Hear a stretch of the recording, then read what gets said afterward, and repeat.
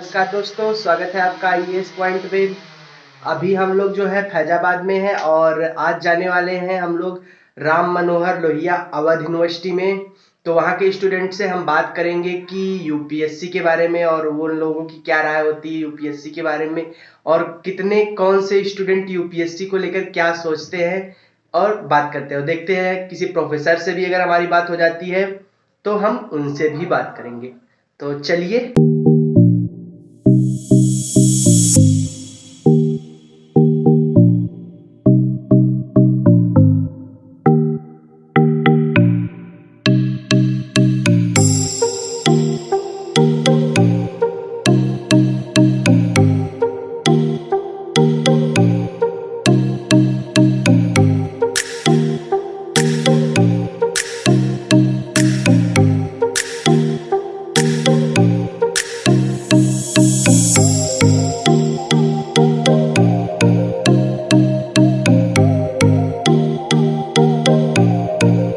नमस्कार दोस्तों, मैं Shashank Singh team IAS point की ओर से आज डॉक्टर राम मनोहर लोहिया अवध यूनिवर्सिटी में आए हैं।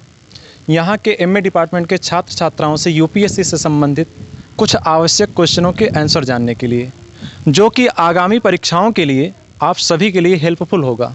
तो आइए, यहाँ के एमए डिपार्टमेंट की छात्रा हैं साक्षी जी, इनसे जानते हैं यूपीएससी के बारे में कुछ क्वेश्चनों के आंसर। साक्षी जी, अपना इंट्रो। मेरा नाम साक्षी सिंह है और मैं एमए की छात्रा हूँ। और ठीक है, साक्षी जी से पहला क्वेश्चन है हमारा, सिविल सर्विस परीक्षा यानी यूपीएससी को आप किस दृष्टि से देखती हैं? अन्य परीक्षाओं से यूपीएससी कैसे डिफरेंट है? यूपीएससी का जो बेसिकली लेवल होता है वो ज़्यादा डिफ़िकल्ट होता है और सारे एग्ज़ाम से। मेरे लिए यूपीएससी सबसे ज़्यादा रिस्पेक्टेबल जॉब है। प्लस आज आप जितनी भी फैमिलीज़ में देखेंगे प्रेशर है यूपीएससी को परस्यू करने के लिए।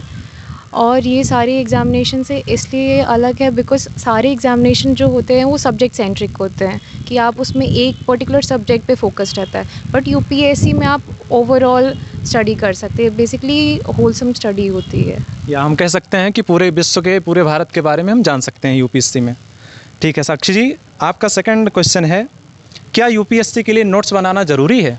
आइए जानते हैं क्या कहती हैं साक्षी जी इस क्वेश्चन के आंसर पर। जी ऑब्वियसली नोट्स बनाना यूपीएससी के लिए बहुत ज़्यादा ज़रूरी है बिकॉज़ लास्ट टाइम स्टडीज़ में नोट्स सबसे ज़्यादा काम आते हैं। जब लास्ट टाइम एग्ज़ामिनेशन होते हैं आप बुक बाय बुक नहीं सर्च कर सकते कि क्या मैटर है। लास्ट टाइम पे आप उस नोट से ही जाएंगे थरो स्टडी के लिए। प्लस जो नोट्स रहते हैं वो आपको बाद के लिए भी हेल्प करते हैं, आप उस नोट्स को पास ऑन कर सकते हैं दूसरे स्टूडेंट्स की हेल्प में भी। ठीक है, साक्षी जी से तीसरा क्वेश्चन है हमारा, क्या यूपीएससी के लिए किसी विषय की एक एथेंटिक बुक पढ़नी चाहिए, और अगर ऐसा है तो क्यों और कैसे? बेसिकली यूपीएससी के लिए ऑथेंटिक बुक्स में सबसे पहले एनसीईआरटी आता है, जो गवर्नमेंट की रिकमेंडेड बुक होती है। एनसीईआरटी आप कोई भी एग्जामिनेशन देने जाएंगे सबसे आपको पहले बोला जाएगा कि आप एनसीईआरटी से पढ़िए जो भी है। तो ऑथेंटिक बुक्स में एनसीईआरटी आएगा। ऑथेंटिक बुक्स ये होता है कि आप बेसिकली जो एग्जामिनेशन देने जा रहे हैं आप उस पर्पस से स्टडी कर सकते हैं। बाकी जैसे पॉलिटिक्स में एम लक्ष्मीकांत है और ज्योग्राफी के लिए लियोन की बुक है। तो ऐसी कुछ कुछ ऑथेंटिक्स बुक्स आपको पढ़नी चाहिए, बाकी आप अपना न्यूज़पेपर और उन सब से पढ़ सकते हैं। यानी हम ये कह सकते हैं कि यूपीएससी की तैयारी के लिए एनसीईआरटी की बुक्स जो हैं वो बेसिक हैं। विदाउट एनसीईआरटी हम यूपीएससी कवर नहीं कर सकते हैं। ठीक है साक्षी जी, बहुत बहुत धन्यवाद। मैं सिंपल टीम आईएएस पॉइंट से, मैं मतलब नेक्स्ट स्टूडेंट गौरी शंकर जी से एक क्वेश्चन पुटअप करना चाहती हूँ, जैसे मतलब यूपीएससी से रिलेटेड। तो गौरी शंकर जी, मेरा क्वेश्चन आपसे ये है कि क्या छोटे शहरों से यूपीएससी की प्रिपरेशन की जा सकती है? जी मैम, बिल्कुल की जा सकती है। छोटे शहरों या कस्बों में भी रहकर यूपीएससी की तैयारी की जा सकती है, क्योंकि आज के समय में यूपीएससी की तैयारी करने के लिए हर वो सुविधा उपलब्ध है इंटरनेट पे, जो हम लोगों को यूपीएससी की तैयारी करने की आवश्यकता होती है। इसलिए यूपीएससी की तैयारी हम लोग गाँव या कस्बे में भी रहकर आराम से कर सकते हैं। तो गौरी शंकर जी, मेरा आपसे दूसरा क्वेश्चन है, क्या आप क्या आप लॉलीपॉप देख के कि अपना लक्ष्य भूल सकते हैं? जैसे मतलब कोई अदर कॉम्पिटिटिव एग्ज़ाम हुआ या फिर मतलब वो कुछ भी आप अदर डायरेक्शन में जाते हैं, तो क्या उसको आप ये अपना सिविल सर्विसेज का जो भी है आपका, तो उसको आप छोड़ सकते हैं या फिर उसको कंटिन्यू कर सकते हैं? नहीं मैम, ये लॉलीपॉप को देखकर किसी भी, जैसे लॉलीपॉप यूपीएससी या अन्य किसी भी वैकेंसी को देखकर यूपीएससी के छात्रों को कभी वो मतलब अपने लक्ष्य से वंचित नहीं होना चाहिए और अपना लक्ष्य पर ध्यान रखना चाहिए।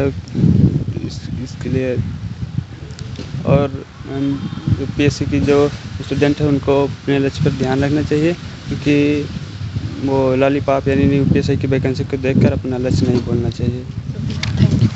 आइए अब यूपीएससी से संबंधित एक अन्य छात्रा हैं सोनम जी, इनसे जानते हैं कुछ इम्पोर्टेंट क्वेश्चंस के आंसर। सोनम जी, पहला क्वेश्चन आपका है, करंट अफेयर्स कितना और क्यों ज़रूरी है? यूपीएससी के लिए करंट अफेयर्स का स्रोत क्या होना चाहिए? Hello, I'm Sonam Jaiswal.